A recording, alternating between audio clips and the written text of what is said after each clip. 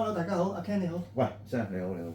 今日咧就想同大家分享下，究竟唱頭數據裏邊咧有乜嘢特點，我哋係要留意，同埋嗰啲特點咧，究竟係代表一啲乜嘢咧？有咩用㗎嘛？係啦，冇錯，可唔可以同我哋解釋下 Ken？好啊好啊。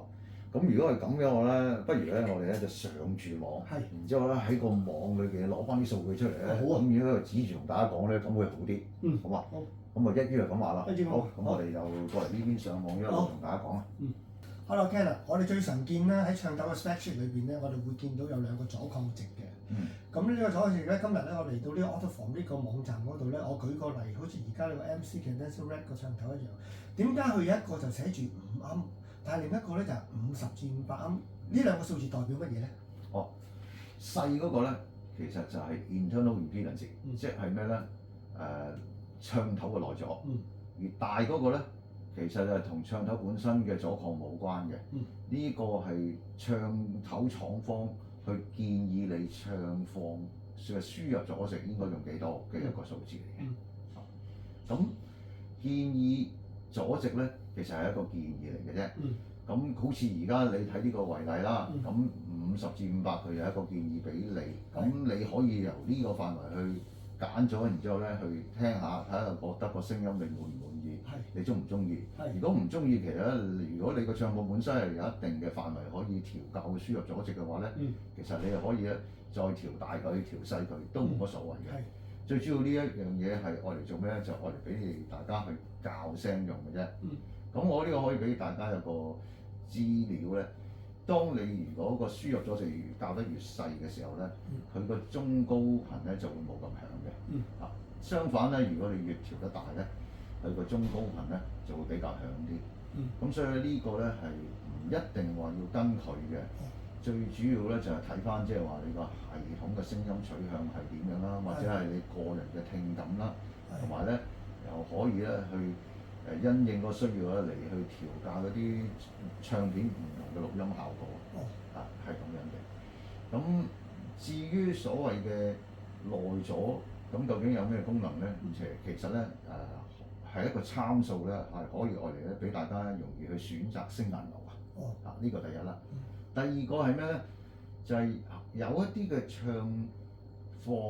有一啲嘅唱頭咧，佢本身咧個數據裏邊咧，佢未必有個所謂嘅 recommended impedance，即係冇邊個字幾多咁樣話俾你知。係啦，即係冇呢一個嘅。係啊，咁我哋係點咧？應該咁喺冇呢個嘅情況底下嘅話咧，咁我哋就可以睇佢個內阻啦。咁個內阻通常嚟講成大過10倍度啦。10倍。係啦，咁咧就係佢嘅建議阻值。咁好似而家呢個為例啦，睇到係5盎啊嘛。咁成大10倍咪50盎咯。咁佢就50盎嘅範圍度左右開始就係佢個建議阻值。咁所以咧內阻咧係有基本上係可以話有呢兩種唔同嘅功能，大家可以去攞嚟做一個參數。好。阿 Ken 啊，另外一個非常重要一個數據就係關於唱頭嘅輸出。咁我今日咧嚟到兩個網站，分別就係EMT 啦，同埋 Facemation 啦。咁我睇到咧EMT 嗰度咧，佢寫住呢個唱頭嘅輸出係0.21個 milliwatt。咁另外 Facemation 咧就係0.3個 milliwatt。咁就數字上去睇咧，我哋直覺上會覺得 Facemation 係會大聲啲嘅。但係我聽人講，其實唔單止係咁樣睇嘅，仲有一啲後邊包括一啲條件之下，我哋先可以知得清楚究竟邊一個唱頭會大聲啲嘅。你講得啱啦，因為如果一般咧，佢後邊嘅有一啲參數話俾大家知嘅時候咧，先至真真正正可以咧睇得到咧個唱頭個輸出值係幾多嘅。咁以 Facemation 呢一部分呢個嚟為例啦，咁大家咧可以睇得到咧，其實佢後面有寫嘅。係咪呢個咧？係啦，佢就話咧係50個 mm/second 啊。點解會咁咧？因為咧要量度一隻唱頭嘅輸出嘅時候咧，我哋咧通常嚟講係要俾一個頻率佢，然之後咧好似一隻碟咁喺個唱盤度行某一個距離，咁然之後咧去量度翻究竟呢個距離裏邊嗰個所獲得嘅信號嘅電平有幾多，然之後先至可以釐定到究竟佢個輸出值係幾多嘅。咁所以咧 EMT 呢度咧就係second per cm 係個 cm 咗啦。好啦，咁睇翻 Facemation 咧，其實咧佢所謂話50個 millimeter per second 咧，即係話以每秒鐘行5cm 嚟計計。咁而呢一個咧係大部分嘅唱頭咧都會係用呢一個作為一個標準嘅。OK。嚇，咁好啦，如果我哋當呢一個係標準嘅時候咧嘅話咧，咁佢每秒鐘5cm 行咗，然之後就得到0.3毫伏呢一個咁嘅數據值啦。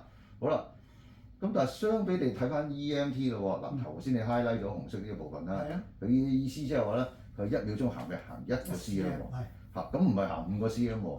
咁如果頭先我講話5個 cm 先係一個標準嘅話咧，咁我哋應該要將0.21咧係再乘5啦。0.21如果乘5咧，就即係等於1.05啦。係啦，冇錯。如果咁計嘅話咧，以我哋頭先講話以每秒鐘5個 cm 嚟去計嘅話咧，咁其實咧佢應該咧就係1.05毫伏啊。咁換句説話咧，就係 EMT 咧其實係個輸出仲大過飛機場。係喎，呢個都係，即係要睇清楚後邊喎。冇錯啦，嗱，好啦，咁用多另外一個例子就係呢一個係 ZYX 嘅一個唱頭嚇，咁咧嗱，Sam 你可以睇到啦，佢個輸出咧嗰個電壓咧係有啲唔同嘅。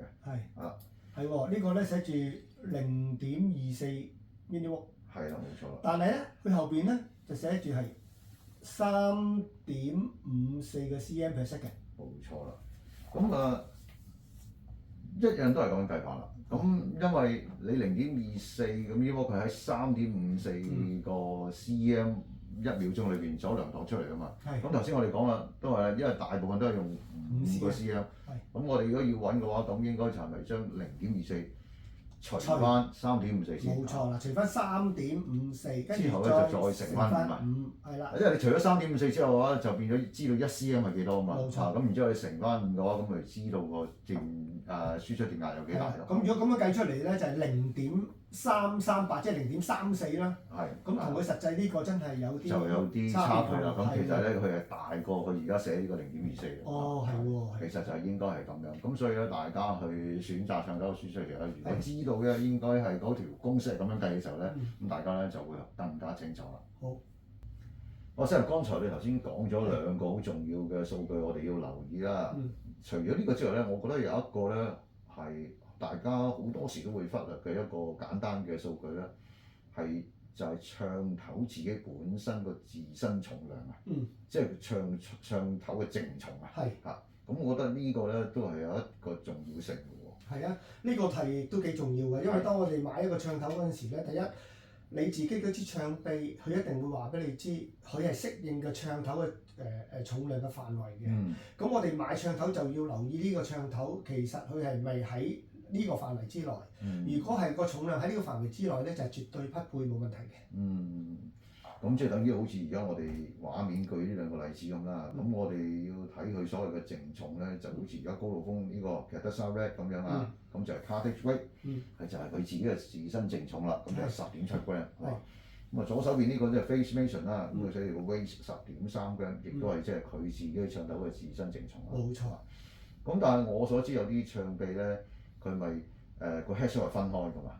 咁如果咁嘅情況又點樣？如果分離咧，我哋只需要咧知道你預備用嗰個分離嘅唱頭個重量，加埋佢自身呢個唱頭本身嘅重量，加埋個總和都唔超過你個唱臂嗰個範圍，可以用嘅範圍就 O K 嘅。OK， 即係我如果佢本身係head show 佢係分開嘅話咧，佢所話俾你聽個承受重量個範圍咧就係連埋唱殼咁。冇錯。好。Sam，除咗頭先講話嗰個唱頭嘅淨重之外啦，咁另外仲有一個重量咧，又係我覺得值得關注嘅喎，就係咩？就係咧佢本身嗰個唱重啊，或者有啲人亦叫佢做增壓嘅。係冇錯。係啦，咁呢個你又點睇咧？其實增壓一般廠方咧，佢會俾出一個值俾你，由邊個開始至到邊度，一個範圍啦，我哋叫做。咁其實咧，佢係俾你咧預備，可以俾你教到唔同嘅聲，但係唔同嘅聲之中咧，你都唔好超越咗佢俾你嘅範圍。舉個例，譬如呢個 Autoform 呢個 MC Cadaza Red 咧，佢俾你2.2至2.7啦，即係話俾你聽，你最低唔好低過2.2，而最高亦都唔好高過2.7，佢會教出唔同嘅聲，所以佢另外都 suggest 咗一個就叫做比較推薦你用嘅就係2.5。即係中間啊。係啦，冇錯。OK，咁而 Face Vision 咧？嗱 Face Vision 咧一樣，佢就係1.7去到2.0 gram，即係理論上咧，佢話由1.7至2.0都得嘅。其實佢呢度咧會產生唔同嘅聲，咁但係呢個咧就冇好似佢咁特別話講出一個recommend 俾你，即係話其實呢個範圍裏邊都可以用。哦，明白。咁但係即係話我哋可以調節唔同嘅重量或者個針壓咧嚟去校翻嗰個聲音啦、取向啦。但係最重要就好似你頭先講就唔好超越過。係啊，唔好超越啦。如果唔係有機會會整傷支針。哦，會整壞。係，因為你針壓太高咧，其實會壓到支針唔係咁好，即係超過佢嘅範圍。明白。Hello 阿 Ken 啊，今次咧好多謝你好簡短咁樣咧喺咁短時間講咗幾個關於唱頭特性嘅重點俾我哋聽。咁但係我知道咧，其實唱頭仲好多其他嘅特點嘅，但係因為時間關係咧，冇錯。咁我哋就不如留翻下一次，我哋再揾到啲有用嘅，再同大家分享下好冇？好啊，咁啊下一次我哋再攞到呢啲咁嘅參數咧，就再拍過另外一個視頻俾大家去分享，好嘛？希望大家繼續收睇，拜好，拜。拜拜。